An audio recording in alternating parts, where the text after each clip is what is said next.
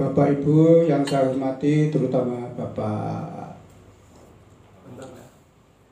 Bambang yang dari Trawulan beserta krunya, Bapak Mufta atau Pak Nur yang Nur Mufa yang sebagai senior saya banyak yang suka ke beliaunya.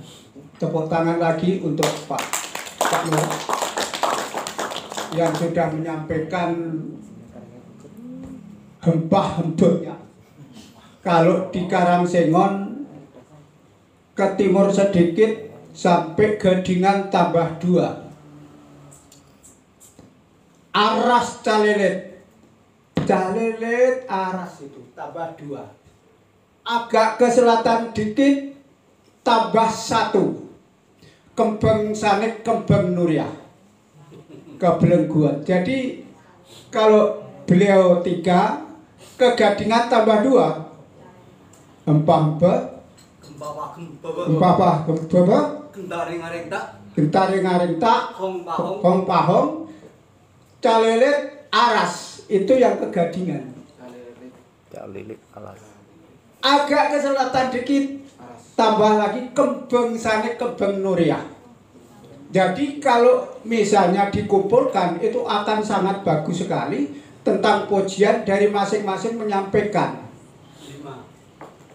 Nah, asalkan ada kebijakan tidak jadi karegingan. Itu yang penting.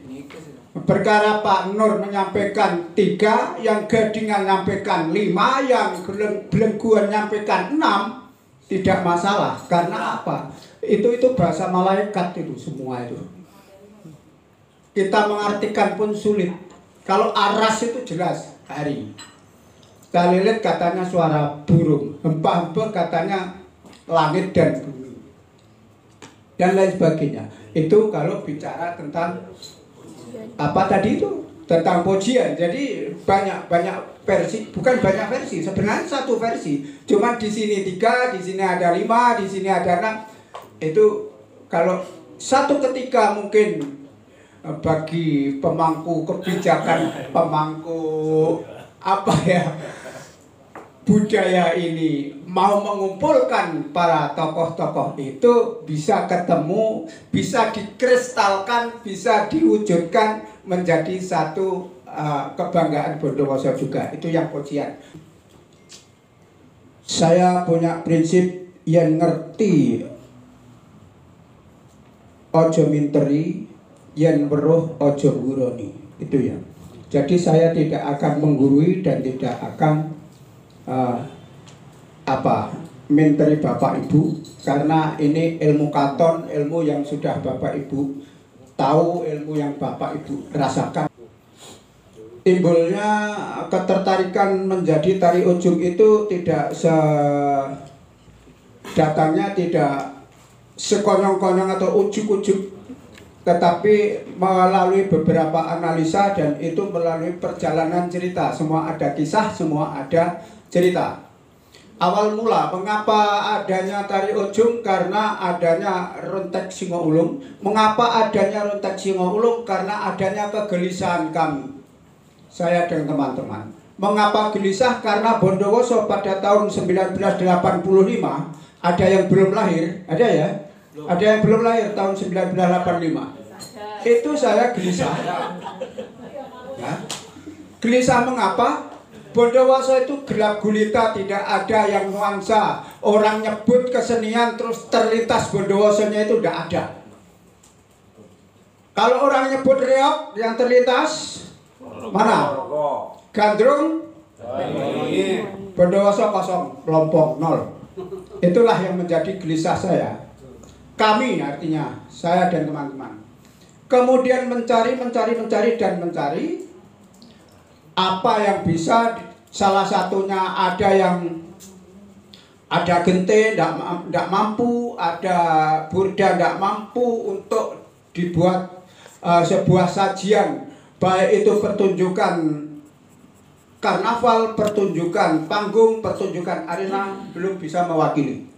Kemudian saya ke Ramban, itu yang namanya Medri, itu juga belum bisa mewakili. Alhamdulillah di dalam perjalanan itu kami punya teman yang sudah almarhum. Saya diarahkan, ada Pak, namanya Singo Ulung untuk bersih desa.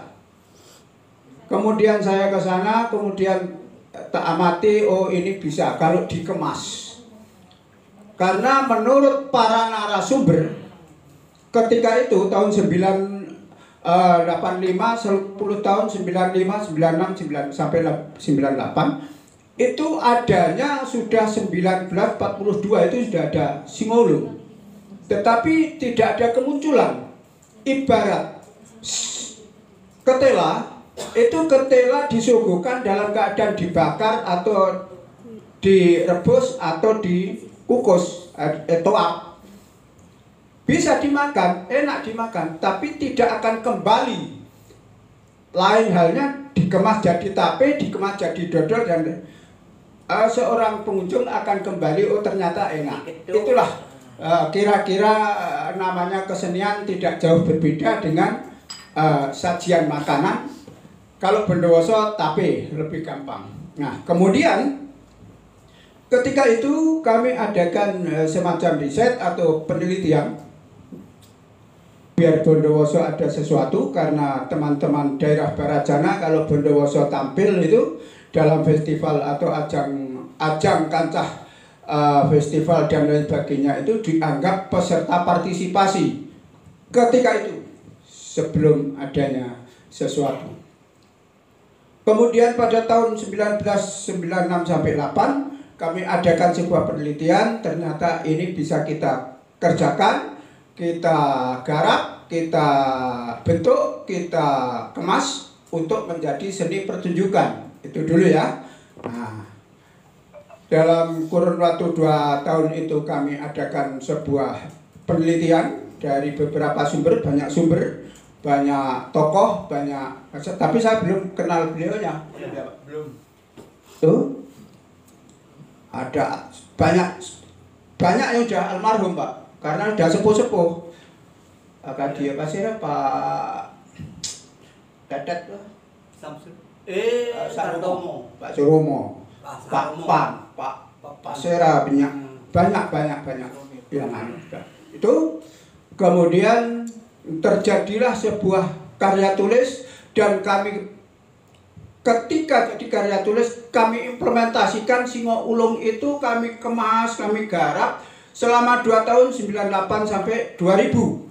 Itu akhirnya jadi Rontek Singo Ulung itu terbentuklah seni pertunjukan.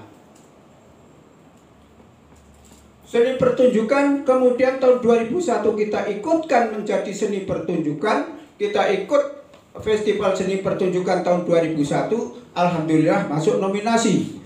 Tahun 2002 mewakili nasional dan seterusnya. Nah, sekarang mengapa tertarik tentang kembali pada ujung? Kan gitu ya. Karena di dalam Singo Ulung itu ada ujung, ada Singo Ulung, tanda bini, topeng kona.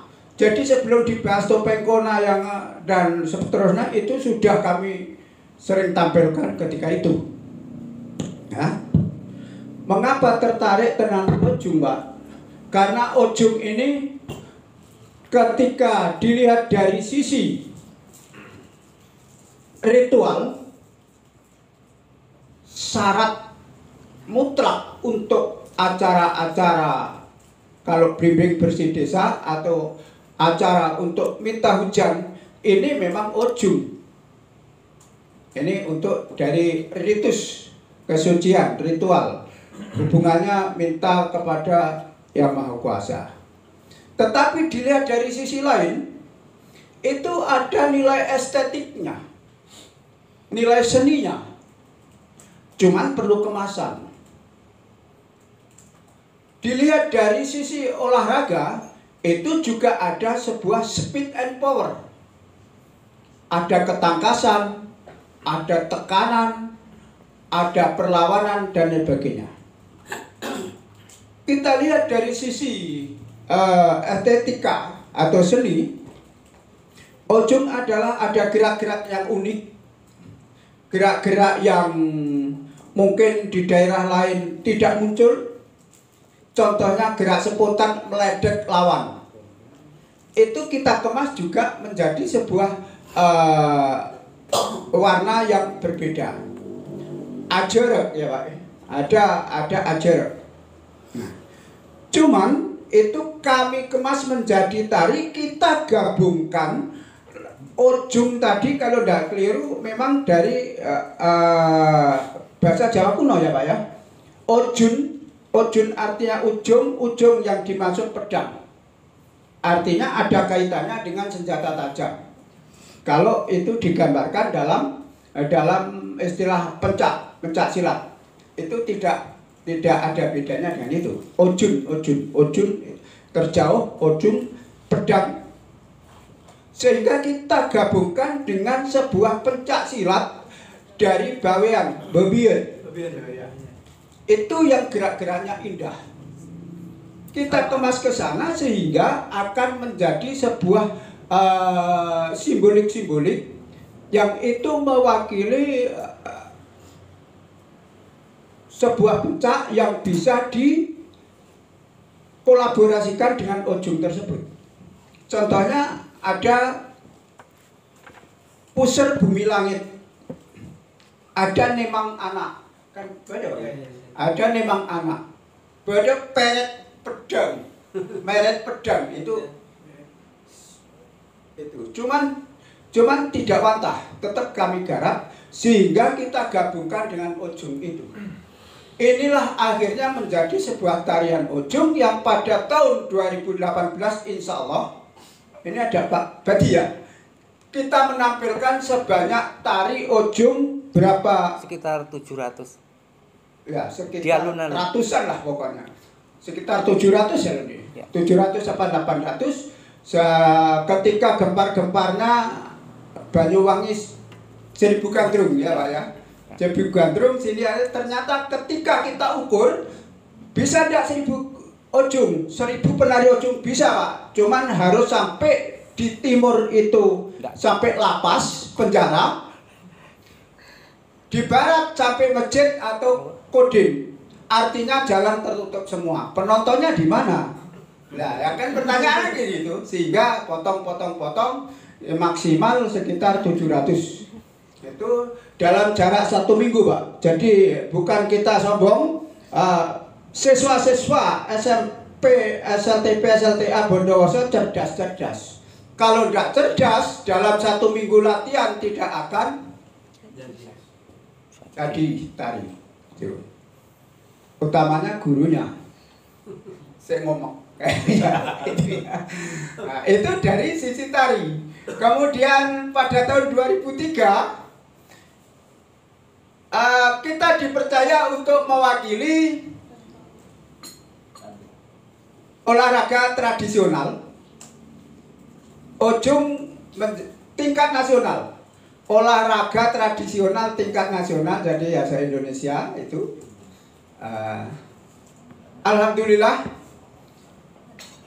ujung yang kita lihat dari sisi olahraga bisa nambahan, mewakili Provinsi Jawa Timur, mewakili Dinas Pemuda Olahraga Provinsi tahun 2003. Kalau untuk tari mulai tahun berapa itu, mulai tahun 2001 sampai insya Allah ya, mudah-mudahan sampai sekarang, apalagi ada Pak Bambang, bisa dikembangkan lebih dahsyat lagi. Mudah-mudahan melalui kearifan lokal, education itu akan lebih cepat, karena siswa itu lebih mudah untuk menghimpunnya daripada menghimpun masyarakat. Jadi tentang ujung ini lain halnya dengan sebuah ujung yang sebenarnya. Kalau yang sebenarnya memang saya tidak berani cerita tentang teknis ujung karena ada beliaunya. Kalau tidak ada beliaunya saya tanya dulu baru berani menyampaikan kan itu. Ya. Itu cukup pakai songkok, pakai sarung, itu yang asli. Nah, kemudian mungkin ada yang tanya mengapa pakai rutan, kan begitu ya? Kok tidak pakai bambu? Nah, dulu pernah tahun berapa saya menghadap beliau juga, kemudian diadakan festival di Tapen ya Pak ya. Iya. Iya. Selain itu penari Ujung 700 kalau tidak keliru beliaunya juga ikut menari di tengah-tengah itu. Jadi komandan. Beliau juga di samping beliau sebelum itu pada tahun 96 kami tanyakan mengapa pakai rutan. Ternyata pada inti dan isinya sama. Satu, rutan itu lentur. Tidak mudah patah. Kedua, rotan itu dipintal, pentel, bukan tambah jelek tapi tambah bagus dikawinkan dengan yang lain. Artinya, kemudian rotan itu tahan panas, tahan dingin.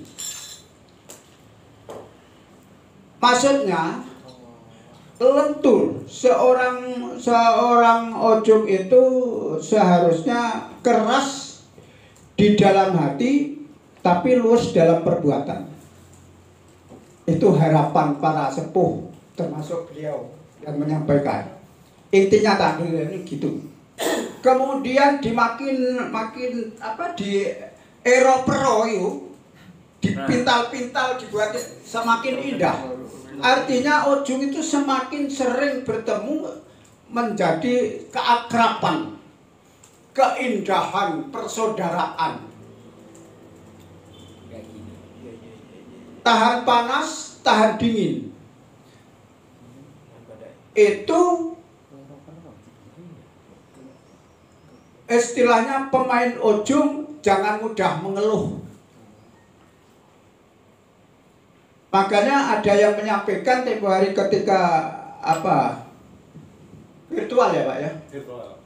Itu ritual ada istilahnya ada syaratnya ini. Iya memang benar. Memang benar. Jadi ada lakon lakunya. Teges torok.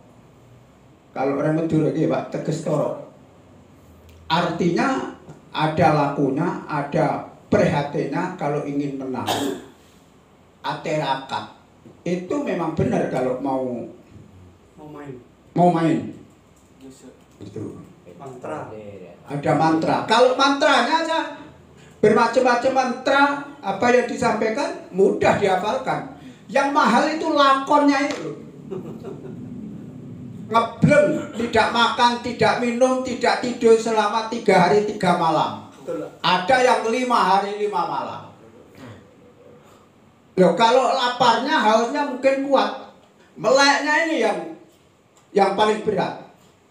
Kemudian apa ada penatasnya? Penatas ya? Iya, Pak. Pasti Biar mudah patah itu. Rotan itu biar mudah patah itu ada penatasnya. Apa penatasnya? Rahasia. Tanyakan pada yang tahu. Ya, nggak ada. Cedera patah. Nah, bahkan kalau namanya ojong itu di samping melek ya ada yang mencari minyak nyong-nyong, minyak teguh gitu. Benar ada. Mengapa begitu? Karena ketika kita main di Bali, Nusantara itu ada salah satu penari yang usul, apa boleh Pak ojong sungguhan tapi pakai minyak nyong-nyong itu? Boleh kalau memang mau. Benar Pak. Sabet dias merah 5 menit hilang. Tak percaya tanyakan pada. dan sampai 5 menit, Pak. Iya. Ya, Kena itu ya habis 5 menit. Apa itu ada buktinya? Fakta. Ya. Sehingga ojonglah menarik untuk dijadikan bahan tarian atau bahan olahraga. Artinya benar apa katanya yang dinamakan seni dan budaya adalah dinamis, bukan statis. Gak gitu-gitu aja. tetapi bisa dikembangkan untuk menjadi apa saja. Begitu ya Pak ya. Itu yang bisa saya sampaikan Bapak Ibu, kurang lebihnya mohon maaf yang sebesar-besarnya. Saya tidak bermaksud menggurui atau minteri Bapak Ibu, kita hanya saling tukar kawruh saja atau saling sinergi saja. Terima kasih atas perhatiannya. Banyak kesalahan mohon maaf. Kebenaran hanya milik Allah, kesalahan milik kami. Akhirul salam. Wassalamualaikum warahmatullahi wabarakatuh. Waalaikumsalam warahmatullahi wabarakatuh.